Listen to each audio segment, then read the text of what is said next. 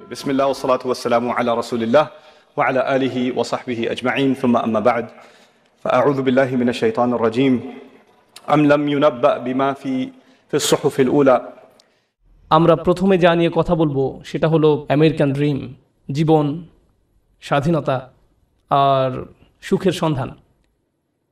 ভালো কথা, আমি শুরু করব সুখের সন্ধান দিয়ে। আমি যেটা বলতে চাচ্ছি তা হলো, এটা যদিও চমৎকার একটা উপমা, আর এই জাতির প্রতিষ্ঠাতাদের মনে অবশ্যই ভালো উদ্দেশ্য ছিল, কিন্তু আমি আসলে খুবই অবাক হয়েছি, কারণ কোরআনে সুখের সন্ধান নিয়ে কিছুই বলা হয়নি। কোরআনে সুখের সন্ধান নিয়ে কিছুই বলা হয়নি। খুবই তাজ্জব ব্যাপার। আমি 15 বছর ধরে এটা বুঝতে চেষ্টা করেছি যে কোরআনে কোথায় এই সুখের সন্ধানের কথা বলা হয়েছে। আল্লাহ এই ব্যাপারে কথা বলেননি, কিছুই বলেননি। আর এটা আমাকে ভাবায় যে আধুনিক সভ্যতার জন্য এত গুরুত্বপূর্ণ একটা ব্যাপার, মানুষ সুখী হতে চায়, কিন্তু আল্লাহ এই ব্যাপারে কিছুই বলেননি। কোরআনে এটা বলা নেই কিভাবে সুখের সন্ধান পেতে হবে। আর এটা খুবই আকর্ষণীয় ব্যাপার যে কোরআনের সবচেয়ে বড় যে অনুভূতির কথা বলা হয়েছে তা হলো সন্তুষ্টি। সন্তুষ্ট থাকা, এটাই সব থেকে বড় লক্ষ্য, সুখ নয়। কিন্তু এই দুইটি কিন্তু আলাদা জিনিস। সুখে থাকা আর শান্তিতে থাকা দুটো আলাদা বিষয়। এখন আমি আপনাদেরকে সাইকোলজির ব্যাপারে কিছু বলবো, খুবই আকর্ষণীয় কিছু বিষয়। আর এই তথ্যগুলো আমাদেরকে কোরআনের বাণী বুঝতে আরও বেশি সহায়তা করবে। আর আমার আলোচনার পুরোটাই নিয়ে, আর এই বাণীটি আছে সূরা নাজমের মধ্যে, ওয়া আল্লাইসা লিল ইনসানি ইল্লা মা সাআ, এবং মানুষ তাই পায় যা সে করে। এখন আপনারা আমার সাথে থাকার চেষ্টা করুন। সর্বপ্রথম আর সবচেয়ে ছোট যা মানুষ সন্ধান করে, বিশেষ করে তরুণ প্রজন্ম যা চায়, আমি জানি শ্রোতাদের মধ্যে মনে মনে তরুণ লোক আছেন, কিন্তু আমি এখানে যারা বয়সে তরুণ তাদের বলছি। আমি চাই আপনারা এটা বুঝতে পারুন যে সবচেয়ে তুচ্ছ কিছু যখন জীবনে সন্ধান করা হয়, তখনই আসলে সুখের সন্ধান করা হয়। এটা আসলেই সব থেকে তুচ্ছ। আমি বলছি কেন আমার এই ধারণা। যেমন শনিবারে ঘুম থেকে উঠে বাড়ির কাজ করতে ইচ্ছা করে না, তাই 12টা পর্যন্ত ঘুম দিয়ে ওঠেন আপনি। আপনার তখন কী অনুভূতি হয়? আপনি তখন সুখী। সুখী হওয়া আসলে কষ্টের কিছু না। কোনো ছেলে সারা রাত ভিডিও গেমস খেললো, তার মাথা ব্যথা করে, কিন্তু যেহেতু সে গেম শেষ করতে পেরেছে তাই সে সুখী। কেউ কাজে যাওয়ার আগে ফোন পায় যে আজকে আবহাওয়া খারাপ, তাই কাজে যেতে হবে না, এতেই তারা সুখবোধ করে। সুখ পাওয়া খুবই সহজ, বিশেষ করে ছোট জিনিসের ক্ষেত্রে। অবশ্য সম্পর্কের থেকে সুখী হওয়া এর চেয়ে কঠিন। বাবা মাকে সুখী করা, অথবা বাবা মা যেন আমার উপরে খুশি থাকে, এটা করা কঠিন। আর স্ত্রীকে খুশি করা, এটা নিয়ে কথা না বলাই ভালো। আসুন আমরা এটা নিয়ে কথা না বলি। কিন্তু শুধু নিজের জন্য, যেমন আপনি একটা সিনেমা দেখলেন, আপনি এতেই খুশি। অথবা আপনার বন্ধুর সাথে দেখা হলো, আপনি খুশি। আপনি আপনার পছন্দের রেস্টুরেন্টে খেতে গেলেন, আপনি অনেক খুশি। এটা খুব কঠিন কিছু না। কিন্তু এটা যেমন দ্রুত আসে তেমনি দ্রুত চলে যায় এবং আপনার আবার ভালো না লাগা শুরু হয়। আপনি হতাশ হয়ে যান এবং আবার সুখী হওয়ার চেষ্টা করেন। এটা অনেকটাই মাদকাসক্তির মতো, কারণ এটা আপনার সাথে সর্বদা থাকে না। আর এটাই হলো সবচেয়ে নিম্ন স্তরের সন্ধান। তাই মানুষ যখন বলে আমি শুধু সুখী হতে চাই, আমি আসলে জানি না সে কি বোঝাতে চাচ্ছে। কারণ কোনো মানুষই সবসময় সুখী নয়। আল্লাহ আমাদেরকে অনেক অনুভূতি দিয়েছেন এই জীবন অভিজ্ঞতা অর্জনের জন্য, এবং এর সবগুলোই সুস্থ জীবনের অংশ। সুখ হলো এদের একটি মাত্র। যদি আপনার আকাঙ্ক্ষা শুধু সুখী হওয়া হয়, তাহলে আমাকে বলতেই হচ্ছে যে আপনি হতাশ হবেন। সুখ কখনোই ঘটবে না, আপনি কখনোই চিরসুখী হতে পারবেন না। এটা আসলে এভাবে কাজ করে না। আমি বলছি না যে আপনাকে হতাশ হতে হবে। আমি যা বলতে চাচ্ছি তা হলো সংগ্রামও জীবনের একটি অংশ। যখন আপনি বার্ষিক পরীক্ষার জন্য প্রস্তুত হচ্ছেন, আপনি কিন্তু সুখী নন, বা 3 ঘন্টার পরীক্ষার মাঝে আপনি সুখী নন। যারা ব্যায়াম করেন তারা তাতে সুখ পান না। হ্যাঁ, ফলাফল দেখে তারা অবশ্যই সুখী হন, কিন্তু ঘাম ঝরানো পরিশ্রম করার সময় নিশ্চয়ই তারা সুখী নন। নিজের চেহারা দেখলেই বুঝতে পারবেন, ঠিক যেন সিলভেস্টার ট্যালনের মতো। যাই হোক, তাহলে সবচেয়ে নিম্ন স্তরের আকাঙ্ক্ষা কি? সুখ। আসুন এবার পরের ধাপ দেখি। পরের ধাপ মানে এটা অর্জন করতে আরও চেষ্টা করতে হয়। আর আমার বর্ণনায় আমি যতই উপরের ধাপে যাব, সেটা অর্জনের জন্য ততই কষ্ট করতে হবে। তো এর পরের ধাপ হলো কুল দেখানোর আকাঙ্ক্ষা। এটা সুখের আকাঙ্ক্ষা নয়, আকাঙ্ক্ষা হলো কুল হওয়ার। কুল হওয়া মানে হলো কেউ আমাকে নিয়ে ঠাট্টা করবে না, আমি বাকি সবার মতোই হব। কেউ আমাকে নির্দেশ করে বলবে না যে তুমি এমন কাপড় কেন পরছো, এমন কথা কেন বলছো, তোমাকে এমন দেখাচ্ছে কেন, তুমি এভাবে চলো কেন, ওদের সাথে কেন মেশো, এটা কেন কিনছো, ওটা কেন করছো, গাড়ি কেন চালাও। আপনাকে আলাদা করে ভাববে, আপনি এটা চান না। আপনি যে কোনোভাবে সবার সাথে মিশে যেতে চান এবং কারো সমালোচনার বস্তু হতে চান না। আপনি অদৃশ্য হয়ে যেতে চান বাকি সবার মাঝে, যেন আপনাকে বাকি সবার মতো কুল ভাবা হয়। আর এই জন্য পরিশ্রম করতে হয়। উদাহরণ হিসাবে বলা যায়, আপনারা যারা হাই স্কুলে পড়ছেন, আপনি স্কুলে কী পোশাক পরে যাচ্ছেন সেটা আসলেই একটা বড় ব্যাপার। আপনি যখন আলমারি থেকে একটা কাপড় বের করেন বা জুতা হাতে নেন পরার জন্য, তখন আপনার মনে এই প্রশ্ন আসে যে কে আপনার পোশাক নিয়ে মজা করতে পারে। সত্যি সত্যি আপনার মনে এই ভাবনাটি আসে? অথবা আপনি যখন কাপড় কিনতে দোকানে যান, আপনার বাবা হয়তো আপনাকে টাকা দিয়েছেন কিছু কেনার জন্য, আপনি যাই কিনেন না কেন অনেক কিছু কেনার পেছনে একমাত্র কারণ হলো যখন আপনি এইসব পরবেন তখন লোকে কি বলবে। এটাই হলো কুল হওয়ার আকাঙ্ক্ষা। বাদ বাকি 10 জনের মাঝে মিশে যেতে হলে আপনাকে পরিশ্রম করতে হবে। এমন কিছু করা খুব সহজ যাতে মানুষ আপনাকে আজব ভাববে, কিন্তু বাকি সবার মতো চলতে গেলে কিছু কাজ করতেই হবে। অনেক তরুণকে এই জন্য নিজের পছন্দ বাদ দিতে হয়, তাদের এমন অভিনয় করতে হয় যা আসলে তারা নয়। আমি কিছু তরুণকে চিনি, ধরুন 14-15 বছর বয়স। একজনের কথা মনে আছে, সে বেসবল টুপি পরতো কারণ এটা তখন ফ্যাশন ছিল, তার প্যান্ট ঝুলে থাকতো। সে আমার কাছে এসে কান্না শুরু করলো। আমি তার কাছে বসলাম আর সে আমাকে বলল, আমি এমন কাপড় পরতে পছন্দ করি না, আমি এটা ঘৃণা করি, কিন্তু আমি যদি এমন না করি তাহলে বাকিরা আমাকে নিয়ে মজা করে, আমি তাই বাধ্য হয়ে এমন করি। আমি গালি দিতে পছন্দ করি না, কিন্তু প্রায় গালি দেই যখন স্কুলে থাকি, কারণ আমাকে বাকিদের মতো হতে হবে। তাহলে সবচেয়ে তুচ্ছ আকাঙ্ক্ষা হলো সুখের আকাঙ্ক্ষা। এর পরের ধাপ হলো কুল হওয়ার আকাঙ্ক্ষা। এর পরের পর্যায়ে কি? জনপ্রিয় হওয়ার আকাঙ্ক্ষা। আমি সবার মাঝে মিশে যেতে চাই না, আমি সবচেয়ে জনপ্রিয় হতে চাই। আমি এমন হতে চাই যেন সবাই আমার বন্ধু হতে চায়, এমন হতে চাই যেন সবাই লাঞ্চের সময় আমার কথা শোনে। আমি এমন হতে চাই যেন কেউ আমাকে নিয়ে মজা করার আগেই যেন আমি তাদেরকে নিয়ে মজা করতে পারি। আর প্রায় সময় আপনারা দেখবেন যে স্কুলে যেসব বাচ্চারা জনপ্রিয়, তাদের জনপ্রিয়তার কারণ হলো তারা অন্যদেরকে নিয়ে মজা করে, আর সবাই তাদের ভয় পেয়ে তাদের কথা মতো চলে, যেন তারা কেউ পরবর্তী শিকারে পরিণত না হয়। যদিও আমি এখানে অল্প বয়স্কদের কথা বলছি, কিন্তু এমনটা প্রাপ্তবয়স্কদের ক্ষেত্রেও হয়, অবশ্যই হয়। আমাদের আঙ্কেল আন্টিদের ক্ষেত্রেও হয়ে থাকে, কোনো সন্দেহ নেই। জনপ্রিয়তার মানে হলো আমি চাই সবাই আমাকে নিয়ে কথা বলুক, আমি সবার মনোযোগের কেন্দ্রে থাকতে চাই, আমি চাই সবাই আমাকে নিয়ে মন্তব্য করুক। আমি কোনো ছবি পোস্ট করব, টুইট করব, ভিডিও বানাবো, যা কিছুই করি মানুষ যেন আমাকে নিয়ে কথা বলে। যখন আমাকে নিয়ে কথা বলা কমে যাবে তখন আমাকে নতুন কিছু আবার করতে হবে যেন মানুষ আমাকে নিয়ে মেতে থাকে। জনপ্রিয়তার আকাঙ্ক্ষা খুবই আজব একটি জিনিস, কারণ এর কারণে মানুষ নিজেই নিজের অপমান করে। যেমন মিউজিক ইন্ডাস্ট্রিতে যখন এমন হয় কোনো শিল্পীর গান খুব হিট করলো, সবাই সেই গান ডাউনলোড করলো, তারপর যখন তার জনপ্রিয়তা কমে গেল তখন তাকে নিজেকে অপমানিত করতে হবে, নোংরা ভিডিও বানাতে হবে বা কোনো কাহিনী তৈরি করা যেন পত্রিকাগুলো তাকে নিয়ে মেতে থাকে। অন্তত সেখানে জনপ্রিয়তা থাকবে, কারণ তারা নিজের গুণের কারণে আর জনপ্রিয়তা পাচ্ছে না, তাদের পরের গানগুলো বা ভিডিওগুলো আগের মতো বিক্রি হচ্ছে না। এটাই হলো জনপ্রিয়তার আকাঙ্ক্ষা। জনপ্রিয় হওয়ার জন্য পরিশ্রম করতে হয়, টাকা পয়সা খরচ করতে হয়, সময় দিতে হয়, নিজের ভাবমূর্তির জন্য কাজ করতে হয়, আর ভাবমূর্তি রক্ষা করাই তখন সবচেয়ে গুরুত্বপূর্ণ হয়ে যায়। সমাজে অবস্থান ধরে রাখাই তখন মুখ্য হয়ে দাঁড়ায়। এটা হলো পরের পর্যায়, কিন্তু এর উপরে আরও ধাপ আছে।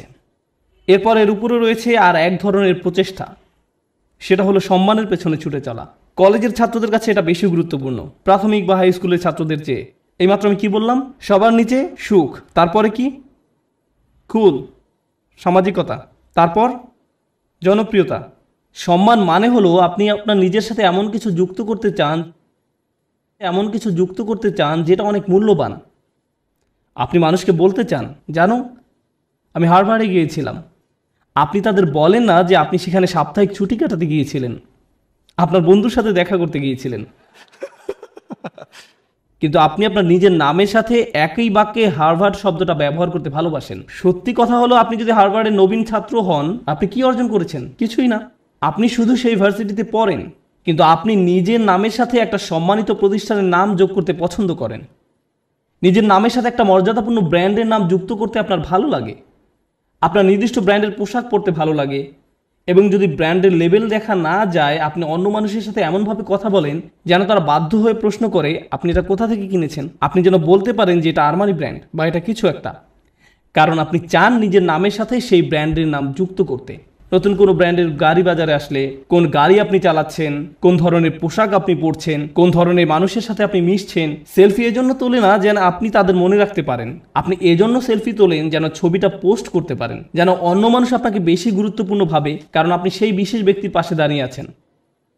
এটা সম্মানের একটা ব্যাপার হয়ে দাঁড়ায়। ছবি তোলা যদি শুধু আপনার জন্য হয় তো দারুণ ব্যাপার, কিন্তু এটা আসলে অন্য মানুষদের জানানো যে আপনি কতটা অসাম অন্যদের সাথে মিলে, কোনো কিছু অর্জন করতে পারার জন্য নয়। কিন্তু মুসলিম সমাজে অন্য এক ধরনের মর্যাদা আমাদের বাবা মারা অনেক সময় পান, আর তা হলো তারা তাদের সন্তানকে হাফেজ বানাতে চান, এবং ডাক্তার।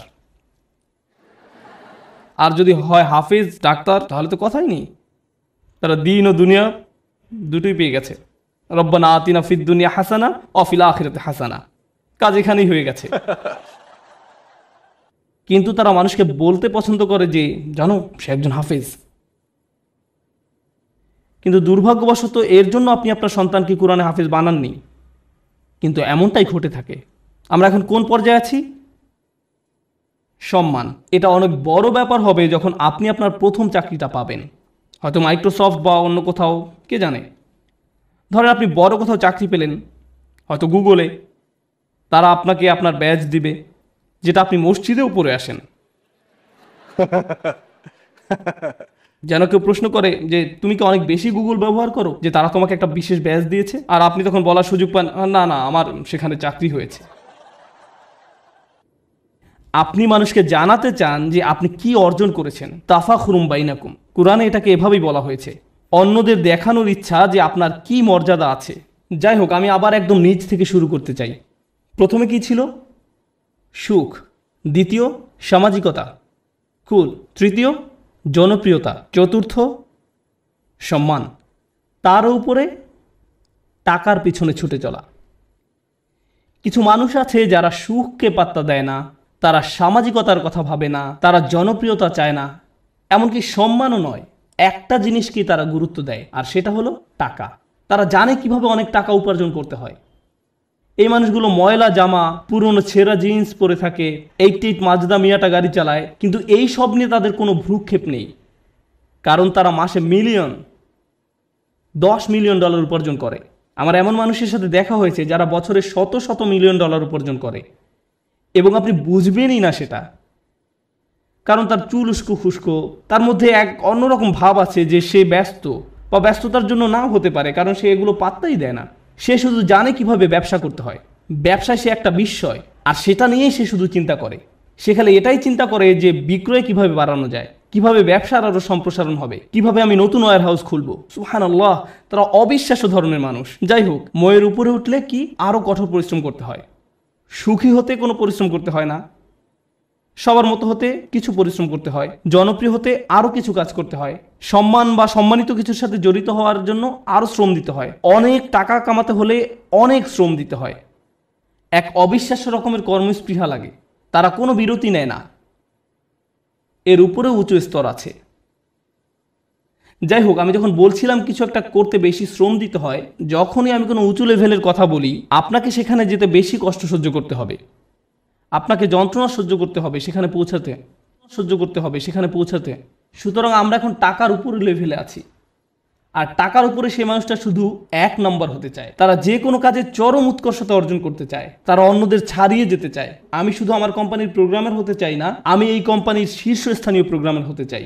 আমি শুধু এই ক্লাসের ছাত্রই হতে চাই না, আমি 1 নম্বর হতে চাই। আমি শুধু এসএটি পরীক্ষায় বেশি নম্বর পেতে চাই না, আমি সর্বোচ্চ নম্বর পেতে চাই। আমি শুধু বাস্কেটবল খেলোয়াড় হতে চাই না, আমি এনবিএতে যেতে চাই, আর আমি এনবিপি হতে চাই।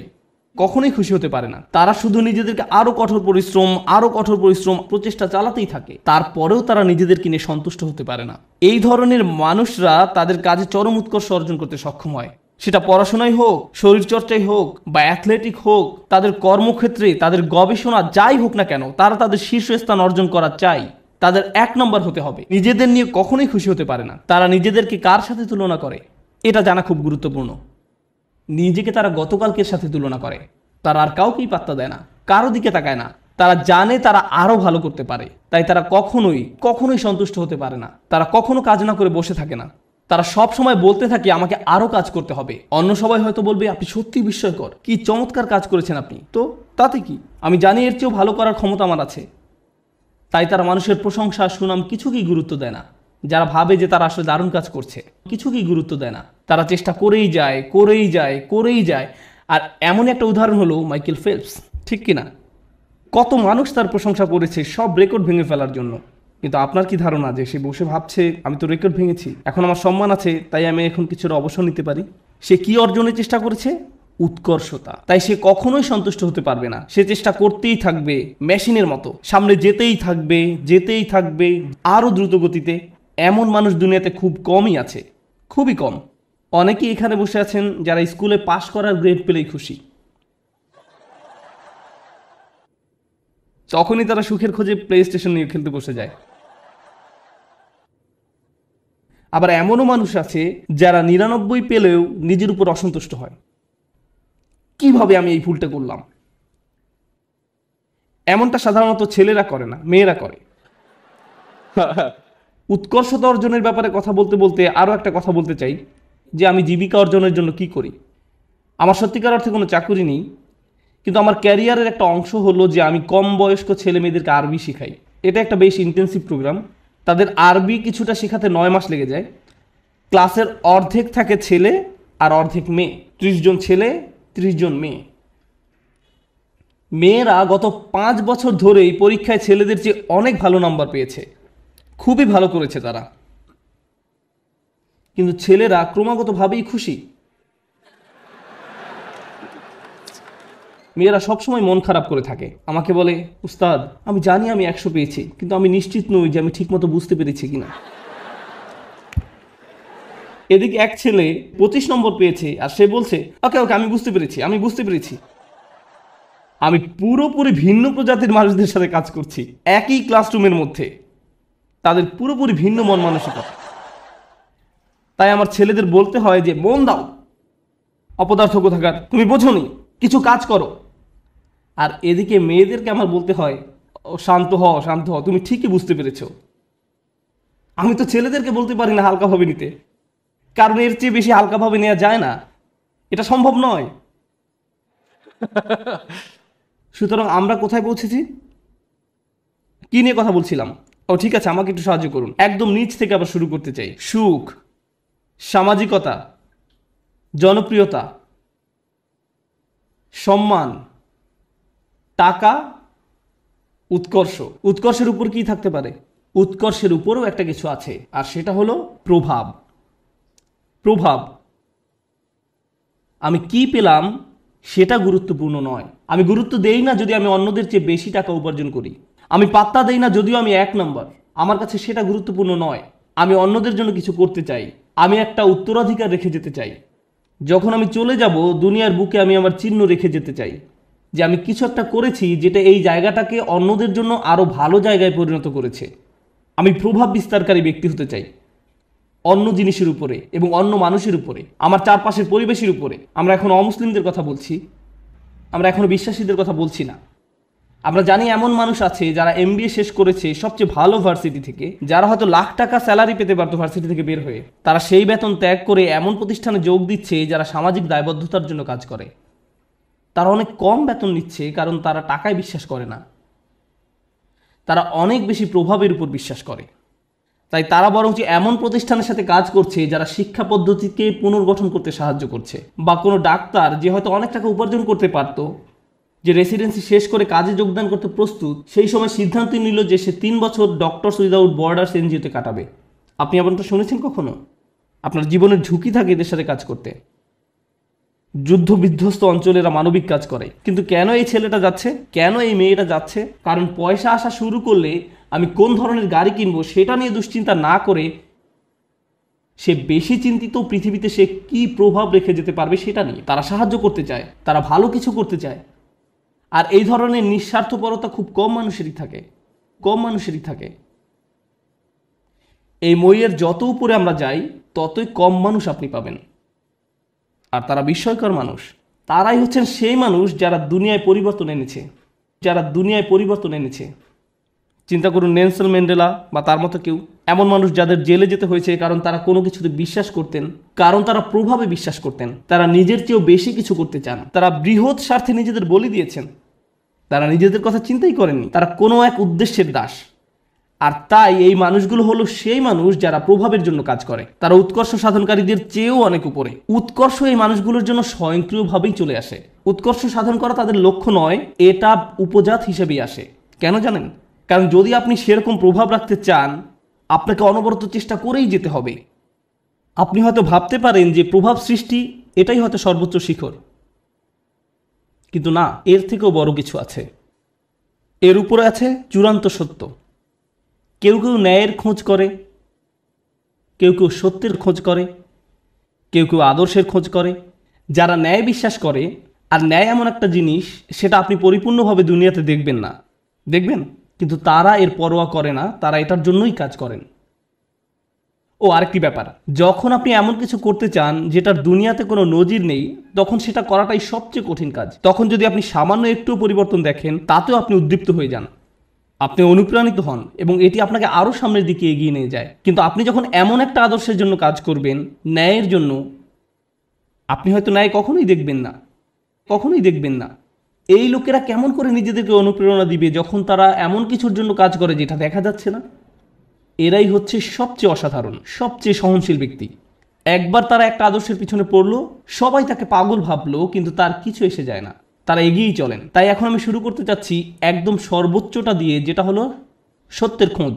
প্রসঙ্গত বলে রাখি যে আমাদের সকল নবী আলাইহিস সালামের পথে ছিল সত্যের অন্বেষণ, সত্যের অন্বেষণ। তারা মানুষের সাথে সত্যটা শেয়ার করতে আগ্রহী ছিলেন। এবং অনেক সময়ই রাসূলুল্লাহ সাল্লাল্লাহু আলাইহি ওয়াসাল্লাম হাদিস থেকে আমরা জানি কিয়ামতের দিন অনেকেই, মানে অনেক নবী আল্লাহর সামনে দাঁড়াবেন যাদের পেছনে কোনো অনুসারীই থাকবে না, একজন অনুসারীও নয়, এক বা দুই না, একেবারে শূন্য, শূন্য। তাদের লক্ষ্যটা কি ছিল? সত্য। তাদের প্রভাব কতটুকু ছিল? শূন্য। কিন্তু আল্লাহর দৃষ্টিতে তারা পুরোপুরি সফল। হ্যাঁ নাকি না? হ্যাঁ। এখন আমাদেরকে একটা জিনিস বুঝতে হবে, আমরা আবার এই শ্রেণী বিভাগেই যাচ্ছি, কিন্তু আমি শুধু শেষের 4টার উপরে ফোকাস করছি, অথবা হয়তো শেষ 5টার উপরে। প্রথমে কথা বলি উৎকর্ষ। আপনি যখন উৎকর্ষের খোঁজ করেন, তখন আপনি কাকে নিয়ে কখনো সন্তুষ্ট থাকেন না? নিজেকে নিয়ে। প্রশ্ন হলো, কেন আপনি নিজেকে নিয়ে সন্তুষ্ট নন? কারণ আপনি নিজেকে শুধু উন্নতিই করতে চান? না, এটা কারণ নয়।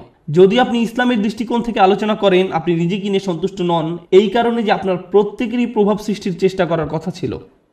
আপনার নিজেকে নয়, বরং অন্যকে নিয়ে চিন্তা করার কথা ছিল। আর এই কারণে আপনি নিজেকে নিয়ে সন্তুষ্ট হতেন না। আপনি যা ভাবছেন, আল্লাহ আসলে আপনার উপর তার থেকেও বেশি দায়িত্ব দিয়েছেন।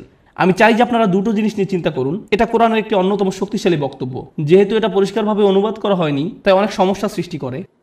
লা ইউকাল্লিফুল্লাহু নাফসান ইল্লা উসআহা। আল্লাহ কোনো ব্যক্তির উপরই বোঝা দেন না। এখন যেই অংশটা আসছে সেটা হচ্ছে দুর্বল অনুবাদ, তাদের সাধ্যের অতিরিক্ত। আল্লাহ আপনার উপর সেই বোঝা চাপাবেন না যা আপনি বহন করতে পারবেন না। এই অনুবাদের জন্য আরবিটা হওয়া দরকার ছিল লা ইউকাল্লিফুল্লাহু নাফসান ইল্লা বিউসইহা। তাদের সাধ্য পর্যন্ত বোঝাতে সেখানে একটা বা থাকার কথা ছিল, কিন্তু শব্দটা হচ্ছে ইল্লা উসআহা, অর্থাৎ কাল্লাফাল্লাহু উসআনা। অর্থটি এখন পুরোই পরিবর্তিত হয়ে গেছে। প্রচলিত অনুবাদটা একদম ন্যূনতম অর্থ প্রকাশ করে, কিন্তু আপনি জানেন এই আয়াতের সত্যিকার অর্থ কি? আপনার মাঝে যে সম্ভাবনা আছে তার অতিরিক্ত কোনো কিছুর বোঝা আল্লাহ আপনাকে দেননি। ভেবে দেখুন আমি কি বলছি।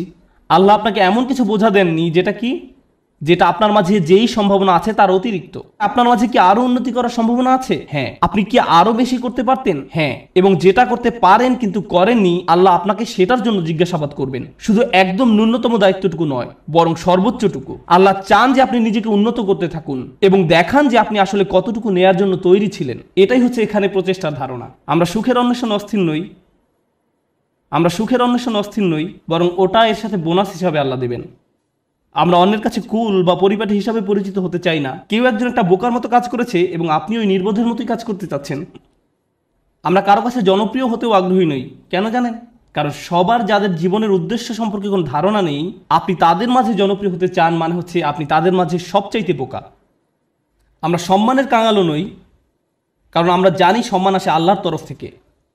অনেক নবী ছিলেন গৃহহীন, কিন্তু তাদের সম্মান ছিল। নবীদেরকে মানুষরা ধিক্কার দিত, কিন্তু তারপরও তাদের ছিল উচ্চ সম্মান। এখন আমাদের কাছে সম্মানের সংজ্ঞাটাই ভুল। আমরা ভুল জিনিসের সাথে এটাকে জড়িয়ে ফেলেছি। ঠিক আছে? যখন উৎকৃষ্ট হবার চেষ্টা করার ব্যাপার আসে, আমাদের মুসলিমদের মাঝারি ধরনের জিনিসে সন্তুষ্ট হবার অবকাশ নেই, কোনো সুযোগ নেই। আপনি একজন মুসলিম হিসেবে নিজেকে আরো উন্নত করার জন্য ক্রমাগত চেষ্টা করতে থাকবেন। আপনি যে কাজই করে থাকেন না কেন, আপনি যদি মুখস্থ করে থাকেন তাহলে আপনি আরো বেশি মুখস্থ করার চেষ্টা করুন। আপনি যদি পড়াশোনা করে থাকেন তাহলে আরো বেশি পড়াশোনার চেষ্টা করুন। আপনি যদি কাজ করে থাকেন তাহলে আপনি আরো বেশি কাজ করার চেষ্টা করুন। আপনি যদি স্বেচ্ছাসেবী হয়ে থাকেন তাহলে আরো বেশি স্বেচ্ছাসেবা করার চেষ্টা করুন, বিশেষভাবে যখন আপনার বয়স কম। কারণ এখন দায়িত্ব অনেক কম, কিন্তু আমার হোমওয়ার্ক আছে। হ্যাঁ, কিন্তু সেটা এমন কোনো দায়িত্ব নয়। দায়িত্ব তখনই আসবে যখন আপনি বিয়ে করবেন, যখন আপনার সন্তান থাকবে। এখন আপনি মুক্ত। এখন আপনার যে স্বাধীনতা আছে সেটা জীবনের আর কোনো পর্যায়েই থাকবে না। পেছনে বসে ভিডিও গেমস খেলার সময় নয় এটা। এখন শুধু বসে থেকে মুভির পর মুভি দেখা, মুভির পর মুভি দেখার সময় নয়। এখন সময় নয় যে নতুন অ্যাভেঞ্জার্স বা এরকম কিছু নিয়ে আপনি ব্যস্ত থাকবেন। এটা সেই সময় নয়। পুরো পৃথিবী অপেক্ষা করছে আপনি কি প্রভাব ফেলবেন দুনিয়াতে সেটার জন্য। আপনি এমনি এমনি বসে সময় নষ্ট করতে পারেন না।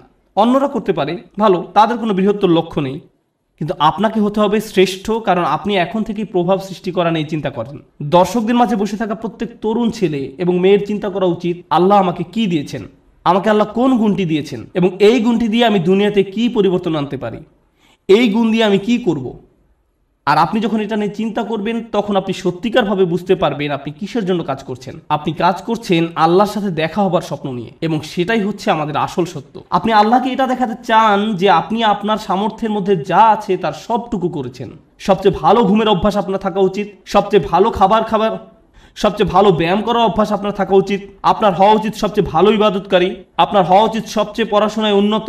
আপনার জীবনে আপনি যা যা করে থাকেন প্রত্যেকটি কাজে আপনার উৎকর্ষ অর্জনের চেষ্টায় রত হতে হবে। আপনার বাজে জাঙ্ক খাবার খাওয়ার অভ্যাস ত্যাগ করা উচিত। আপনি এমন কেউ হবেন না যারা অযথা ঘুরে ফিরে আড্ডা দিয়ে সময় নষ্ট করে। আপনি অবশ্যই অবসর কাটাবেন, কিন্তু এমনকি যখন আপনি খেলবেন তখনও সবচেয়ে ভালো খেলুন। স্কুলের বা কলেজের অন্য ছেলেরা যখন তাকে দেখবে তারা বলবে আমি এর মতো হতে চাই। তার সবকিছু অসাধারণ, তার সবকিছু অসাধারণ, তার সবকিছুতেই সে চ্যাম্পিয়ন। আপনাদের তেমন লোক হওয়া উচিত। উম্মার এরকম লোক দরকার, শ্রেষ্ঠ লোক, এবং এ ধরনের লোকেরাই প্রভাব সৃষ্টি করতে পারে। আরেকটি ব্যাপার কি জানেন, আমাদের বাবা মায়েরা খুবই দুঃখজনক, কারণ তাদেরকে কখনো এটা শেখানো হয়নি। তারা কখনো এই যে সিঁড়িটা এর সাথে পরিচিত হননি। তাদের কাছে সর্বোচ্চ শিখর মানে হচ্ছে সম্মান, আর এর উপরে গেলে টাকা পয়সা। তাই আপনাদেরকে নিয়ে তাদের একমাত্র চিন্তা হচ্ছে সম্মান আর অর্থ। একটা চাকরি খোঁজো যেন তুমি সম্মান পেতে পারো। আর আমরা বলতে পারি আমাদের ছেলে একটা চাকরি করে, সে ডাক্তার, সে এটা, সে ওটা, আর হয়তো আমাদের এক সময় অনেক টাকাও হবে আর আমরা সেটা মানুষকে দেখাতে পারবো। শেষ। এটাই তাদের একমাত্র চিন্তা। আর তারা সবসময় জিজ্ঞাসা করে তুমি কোথায় কাজ করবে, কেমন করে তুমি আরো টাকা রোজগার করবে, কখন আমরা বাড়ি কিনবো। সবকিছুই শেষ হয় সম্মান এবং অর্থতে গিয়ে। কিন্তু জীবনে এর উপরেও কিছু আছে। অর্থের উপরে কি? টাকা পয়সা, উৎকর্ষ। কে আপনাকে উৎকর্ষ বা শ্রেষ্ঠত্ব অর্জনের দিকে ধাবিত করবে? আমরা শুধু অর্থ এবং সম্মান নিয়ে চিন্তা করতে করতে জীবন শেষ করে ফেলি। মুসলিমদের মাঝে কত ছেলে মেয়ে ডাক্তার হয়েছে, আমি সবসময় তাদের উদাহরণটাই দিই, কারণ এদেরকেই সবচেয়ে বেশি হতাশ দেখি আমি। তারা ডাক্তার হয়েছে শুধুমাত্র এই কারণে যে তাদের মা বলেছে কিংবা বাবা বলেছে। আমি কখনোই আমার কোনো সমস্যা হলেও এরকম ডাক্তারের কাছে যেতে আগ্রহী নই। আমি বরং এমন কারো কাছে যাব যে ডাক্তার হয়েছে কারণ তারা মানবতার সেবা করতে চায়। তারা তাদেরকে নিয়ে চিন্তা করে। তারা দুর্নীতিগ্রস্ত ইন্স্যুরেন্স কোম্পানি থেকে পরবর্তী টাকা আসার অপেক্ষা করে না। তারা আসলে মানবতা নিয়ে চিন্তিত। আমি এ ধরনের ডাক্তারের সাথে সম্পর্ক রাখতে, নিজে এবং বাচ্চাদেরকে নিয়ে যেতে আগ্রহী।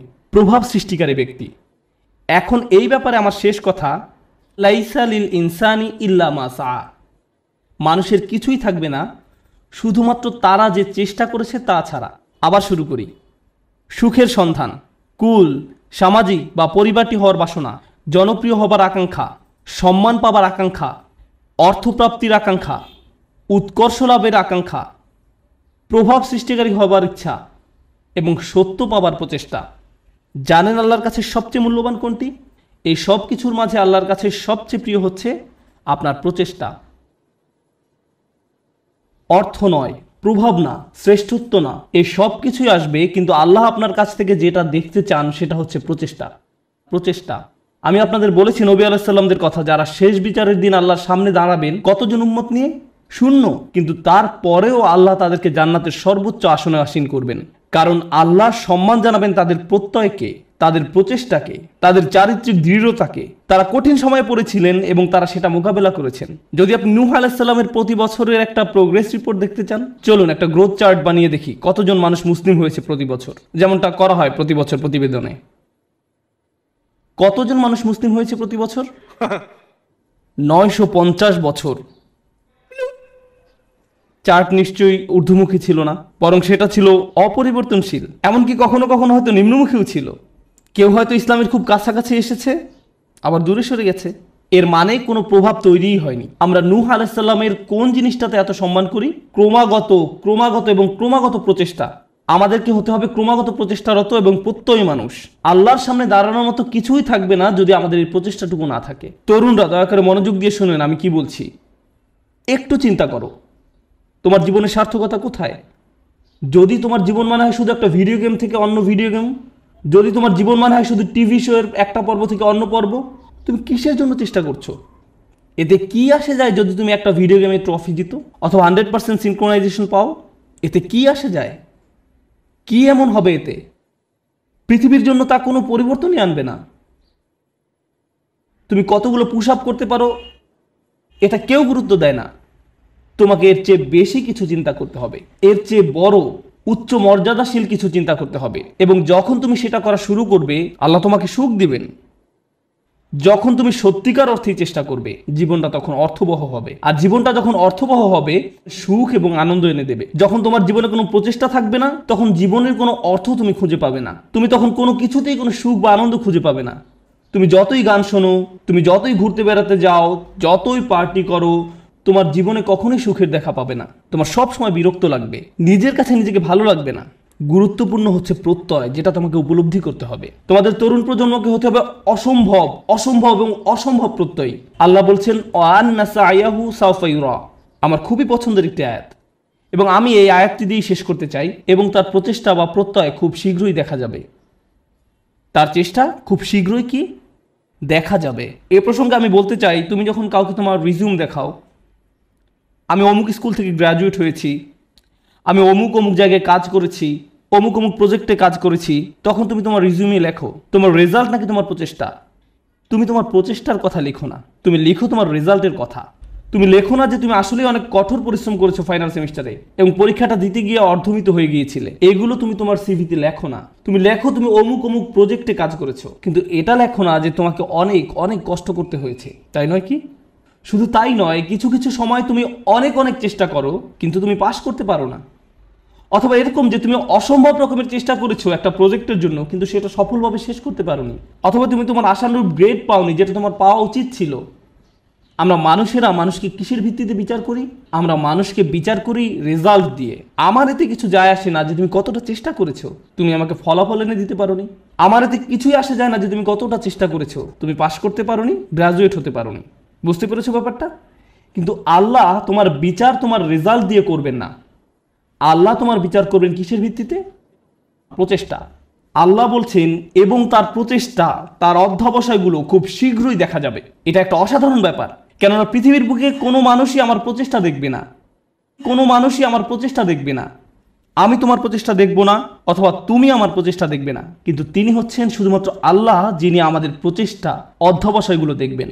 আমরা সবাই দেখি ফলাফল, আমরা হচ্ছি ফলাফল সর্বস্ব মানুষ। আল্লাহ হচ্ছেন বিচারক, যিনি দেখেন প্রচেষ্টা। সুবহানাল্লাহ, কতই না মহান আমাদের প্রভু। কেউ তোমার প্রচেষ্টার মূল্য দিবে না এক আল্লাহ ছাড়া, সুতরাং কখনোই তোমার প্রচেষ্টাকে খাটো করে দেখবে না। মানুষ হয়তো মূল্য দিচ্ছে না তুমি যে কাজগুলো করছো, এবং তুমিও সাথে সাথে ভাবতে শুরু করে দাও যে এগুলোর আসলেই কোনো মূল্য নেই। কিন্তু মনে রেখো, এটা মূল্যবান আল্লাহর কাছে। আল্লাহর কাছে এটা অত্যন্ত মূল্যবান। আজকের আলোচনা ওই অংশটা বিশেষভাবে বোনদের জন্য ছিল, কারণ তারা কঠোর পরিশ্রম করে এবং তাদের মনে হয় এই চেষ্টায় কোনোভাবেই কিছু হবার নয়। ছেলেরা এমন নয়, কারণ ছেলেরা কোনো খাটুনি করে না এবং তারা মনে করে যে আমি অনেক করেছি, আমি কত কঠোর চেষ্টা করেছি। ছেলেরা নিজেদের সাথে মিথ্যাচার বন্ধ করো। তোমাদের নিজেদের এটা বলা বন্ধ করতে হবে যে তুমি যথেষ্ট করেছো। তোমার অলসতা দূর করতে হবে। ভাইরা, শয়তান তোমাদের ধ্বংস করে দিচ্ছে, সে তোমাদের ধ্বংস করছে। তোমরা এত অলস। নিজেদের কাছে যুক্তি দেওয়া বন্ধ করো এবং কাজ করো, বেশি করে কাজ করো, আবেদন করতে থাকো, করতেই থাকো, অন্যদের সাথে এই ব্যাপারে কথা বলতে থাকো, নেটওয়ার্কিং করো। থেমে যেয়ে বলো না যে আমি সব রকম চেষ্টা করেছি তারপর ফল পাইনি। না, তুমি সব রকমের চেষ্টা করোনি। উদ্যম হারিও না। এটা করা তোমাদের শিখতে হবে। তোমরা তোমাদের বোনদের কাছ থেকে শিখো। তারা হলো একটু অপেক্ষা করো, আমি তোমাদের ব্যাপারেও বলবো। কিছুক্ষণ পরেই তোমরা আর খুশি হবে না। তোমাদের সমস্যা কি জানো? সুখের সন্ধানের কথা এখন ভুলে যাও। তোমাদের সমস্যা হলো তোমরা সর্বদা নিজেদের ব্যাপারে অনিশ্চিত। তোমরা সবসময় ভাবছো আমি যথেষ্ট নই বা আমি হিসেবের মধ্যেই নেই। হাততালি থামাও। তোমাদের ব্যাপারগুলো সহজভাবে নিতে হবে। তোমাদেরকে বলছি না, তোমাদের এমনিতেই সবকিছু যথেষ্ট, হালকাভাবে নাও। মাশাআল্লাহ, মাশাআল্লাহ। অপরপক্ষে তোমাদের শান্ত হওয়া দরকার। আমার এমন বন্ধুদের সাথে দেখা হয়েছে যারা ইসলাম নিয়ে পড়াশোনা করছে, তারা কোরআন শিক্ষা করছে, কিন্তু আমার এখনো সব শব্দ শেখা হয় নাই। হ্যাঁ ঠিক আছে, ঠিক আছে আন্টি, শান্ত হন। আপনার সব মুখস্থ হয়নি। আল্লাহ আপনাদের ফলাফলে আগ্রহী নয়। তিনি কিসের প্রতি আগ্রহী? তিনি আগ্রহী আপনার প্রচেষ্টায়। আপনার প্রচেষ্টায় ফলাফল নিয়ে উদ্বিগ্ন হওয়া বন্ধ করুন। আপনি আবার ফল নিয়ে খুব দুশ্চিন্তা করবেন না। আপনি এখনো যা জানেন না, যেটা এখনো অর্জন করতে পারেন নাই, সেটা নিয়ে আপনি বড্ড বেশি ভাবেন। অর্জন নিয়ে চিন্তা করা বন্ধ করুন এবং আন্তরিক, অকৃত্রিম, সর্বোচ্চ যতখানি সম্ভব চেষ্টা করে যায়। আমি বলছি এমনটা করলে আল্লাহর কাছ থেকে ফলাফল আসবেই, কিন্তু সেটা তার সময়সূচি অনুযায়ী আসবে, আপনার নয়। দুইজন মানুষ একদম একই পরিমাণে চেষ্টা করবে, কোনো একজন দেখা যাবে তার চেষ্টার ফলাফল নগদে পেয়ে যাবে এবং কাউকে বছরের পর বছর অপেক্ষা করতে হবে সমানভাবে ফল পাওয়ার জন্য। এটা আল্লাহর হাতে। এজন্য আপনি বলতে পারেন না সে তো অনেক সুফল পেয়ে গেল আর আমি কিছুই পেলাম না, আমরা তো একই রকমের চেষ্টা করলাম। এটা ঠিক না, না না না, এটা পুরোপুরি অন্যায্য। কারণ সেই হিসেব আল্লাহর কাছে ন্যস্ত এবং আল্লাহ শুধু এটাই দেখতে চেয়েছেন যে আপনি কতটা চেষ্টা করেন। ধরুন দুজন মানুষ একদম একই পরীক্ষা দিল। আমার ক্লাসে এমনটা ঘটেছিল, তারা একদম একই পরীক্ষা দেয়। একজন অনেক বেশি পরিশ্রম করে, সে দিন রাত সারাক্ষণ পড়াশোনা করে। এই প্রোগ্রামে আসার আগে সে আমার বন্ধু ছিল, আমরা দুজন বন্ধু ছিলাম। আমি এখন তার শিক্ষক এবং আমি তাকে বলছি যে চলো ঘুরতে যাই। না, আমাকে পড়তে হবে। আমি তোমার শিক্ষক? না না, আমাকে পড়তে হবে, পরীক্ষা আছে। আমি তোমার পরীক্ষা সহজ করে নিব, আমি তোমাকে অতিরিক্ত ক্রেডিট দিব। না, আমার পড়া আছে। এই মানুষটা দিন রাত পড়াশোনা করে। আমি জানি যে সে কি পরিমাণ চেষ্টা করলো, তার প্রচেষ্টার কথা আমি জানি। কিন্তু জানেন, সে তার ক্যারিয়ারে খুব উজ্জ্বল, ব্যবসায় এত দক্ষ, পেশাগতভাবে ভীষণ চটপটে ছিল। কিন্তু ব্যাপারটা এমন যেন আল্লাহ তাকে আরবি শেখার জন্য তৈরি করেননি। সে যত বেশি শিখুক না কেন, সে বেশি নম্বর তুলতে পারতো না। কোনো মতো পাশ করতো, কোনো মতেই পাশ করতো প্রতিবারই। আর তার পাশের ছেলেটাই অতিরিক্ত প্রতিভাবান, আমার দেখা সবচেয়ে অলস এক মানুষ। সে ক্লাসে সারাক্ষণ ঘুমাতো, কিন্তু সে প্রত্যেকবারই 99 বা 100 পেত। এতে আমার খুবই রাগ হতো। আমি সেই ছেলেকে শূন্য পেতে দেখতে চাইতাম। আমি চাইতাম যে সে শূন্য পাক, আমি যেন তাকে পরীক্ষার খাতা দিয়ে কঠিনভাবে চড় মারতে পারি। আর যেই মানুষটা পড়তে পড়তে নিজেকে শেষ করে দিচ্ছে, সে পরীক্ষায় ব্যর্থ হচ্ছে। শিক্ষক হিসাবে আমি হতাশ হয়ে গিয়েছিলাম। সেই ছাত্রের অবস্থা তাহলে কি চিন্তা করুন। শিক্ষক হিসাবে আমি হতাশ। কিভাবে সম্ভব যে এই ছেলেটা কোনো চেষ্টাই করে না আর সে ভালো ফল পাচ্ছে, এবং এই মানুষটা যত ধরনের চেষ্টা সম্ভব করছে আর সে কোনো ফলই পাচ্ছে না। মনে হতো যেন এটা অন্যায্য। কিন্তু জানেন কি, যখন এই দুই মানুষ আল্লাহর সামনে এসে দাঁড়াবে এবং দুজনই বলবে যে আমি আল্লাহর জন্য আরবি শিখেছিলাম, হে প্রভু আমি আপনাকে সন্তুষ্ট করার জন্য আরবি শিখছিলাম, আল্লাহ তখন বলবেন দেখি তোমরা কি করেছো। তাদের মধ্যে একজন দেখাবে 99 আর একজন দেখাবে 20 নম্বর। সেদিন আল্লাহর কাছে কোনটা বেশি মূল্যবান হবে? ও, সেই 20 নম্বর অমূল্য। সেদিন এটা মূল্যাতীত। কারণ আল্লাহ খাতার নম্বর দিয়ে মূল্যায়ন করেন না। তিনি কি দিয়ে মূল্যায়ন করেন? প্রচেষ্টা দিয়ে। সেই 99-এর মূল্য সেদিন হবে খুব খুব খুব কম। কারণ এটা পাওয়ার জন্য তাকে খুব বেশি চেষ্টা করতে হয়নি।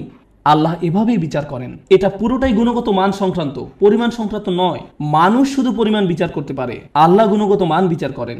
আপনি এখন যা করছেন তার মান বিচার করুন। আপনার যাপিত জীবনের মান নির্ণয় করুন। আপনি যেই দিনটা পার করলেন তার মান। সকালে কি ধরনের নাস্তা আপনি খেয়েছেন, আপনি কার সাথে কথা বলেছেন, আপনি কিভাবে সময় ব্যয় করেছেন, আপনি কি করেছেন, আপনার দিনের মান কেমন ছিল, সেটা আগে ঠিক করুন। এবং ইনশাআল্লাহ তাআলা তবে এই উম্মতের ভবিষ্যৎ খুব উজ্জ্বল। কারণ আপনি একবার যদি পরম সত্যের ব্যাপারে চিন্তা করা শুরু করেন এবং আপনি প্রভাব নিয়ে চিন্তা করা শুরু করেন, তবে এই ঘর থেকে নতুন চিন্তা ভাবনা আসা শুরু করবে, সৃজনশীলতা আসা শুরু করবে, নিত্য নতুন প্রজেক্ট আসা শুরু করবে, যেটা ক্রমান্বয়ে দুনিয়াকে বদলে দিতে পারে, সেটা দুনিয়াকে প্রভাবিত করতে পারে যেমনটা আর কখনো করেনি। মুসলিম তরুণ সম্প্রদায় এটা করতেই সক্ষম। মুসলিম তরুণরা এটা করতে সক্ষম যখন তারা সঠিক সাধনার জিনিসটি খুঁজে পায়। আল্লাহ আয্যা ওয়া জাল্লা এই মানুষগুলোকে, এই তরুণ সম্প্রদায়কে এই উম্মতের বীর পুরুষ করুন, যারা সঠিক সাধনার সন্ধান করে। পরবর্তী প্রজন্ম এসে যেন বলে আমি তাদের হারাতে চাই। তারা ছিল যেন স্বর্ণতুল্য মানদণ্ড।